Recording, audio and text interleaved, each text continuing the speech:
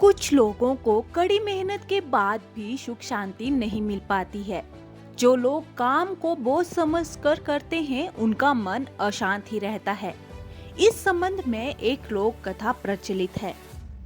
पुराने समय में एक राज्य में अकाल पड़ गया। वहां के राजा को बहुत नुकसान हुआ। उसे प्रजा से लगान नहीं मिल पाया। राज्य चलाने के लिए राजा के पास धन भी नहीं बचा था। राजा को ये भी चिंता थी कि पड़ोसी राजा हमला न कर दे। राजा ने एक बार अपने कुछ मंत्रियों को उसके खिलाफ षड्यंत्र रचते भी पकड़ लिया था। इस सारी परेशानी की वजह से राजा रात भर जागते रहता था। उसकी नींद उड़ गई थी। राजा को कई पकवान परोसे जाते, लेकिन वो खा ही नहीं पाता था। उसे भूख नहीं लगती थी। उस राजा के शाही बाग में एक माली था। राजा रोज उसे देखता था। वह प्याज और चटनी के साथ रोटियां खाता था और हमेशा खुश रहता था। राजा ने ये बातें अपने गुरु को बताईं, तो गुरु ने कहा कि अगर आपको चौकीदारी की नौकरी ज्यादा अच्छी लगती है, तो ये राज्य मुझे दे दो और आप मेरे यहाँ नौकरी कर लो।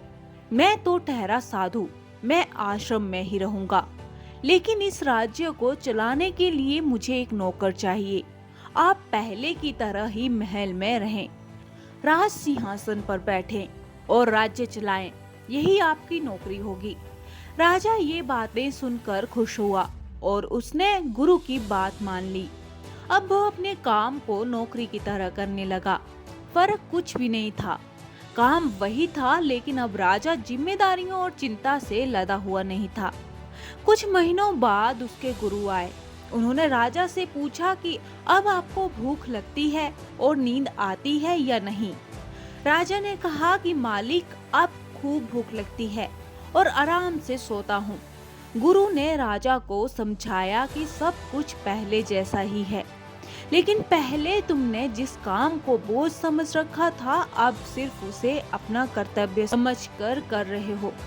हमें ये जीवन कर्तव्यों को पूरा करने के लिए मिला है, किसी चीज को अपने ऊपर बोझ की तरह लादने के लिए नहीं मिला।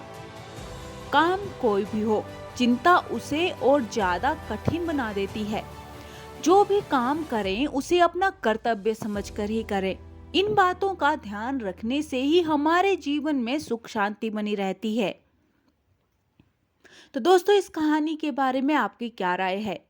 कमेंट बॉक्स में हमें जरूर बताना और ज़्यादा से ज़्यादा लाइक और शेयर कीजिएगा। और आपसे विनम्र निवेदन है, अगर चैनल पे नए हैं तो सब्सक्राइब करना ना भूलें। मिलते हैं किसी और वीडियो के साथ, तब तक के लिए धन्यवाद।